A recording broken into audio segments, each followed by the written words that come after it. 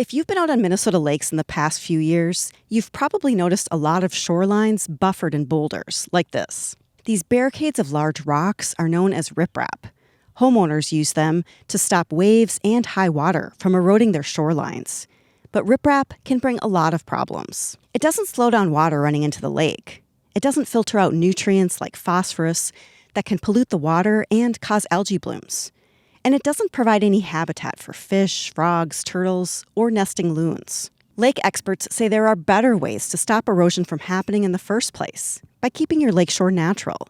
They recommend keeping a buffer of trees and native plants along the lakeshore. Their deep roots will help hold the soil in place so it won't crumble away.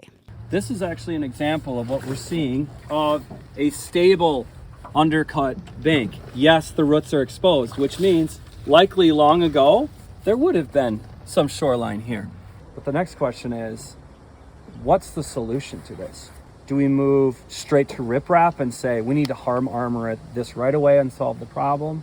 Or is there something in between that we can do to help solve the problem in a more natural way that has these multiple benefits? Mark and Karen Lee live on the Whitefish chain of lakes north of Brainerd. Here's what they did to restore their shoreline naturally. A group of volunteers tied bundles of dried willow branches together with twine to form a natural fence called a wattle. They carried the willow wattle down to the lake and placed it along the shore, pounding in stakes to hold it in place. Then they planted hundreds of native seedlings along the water's edge.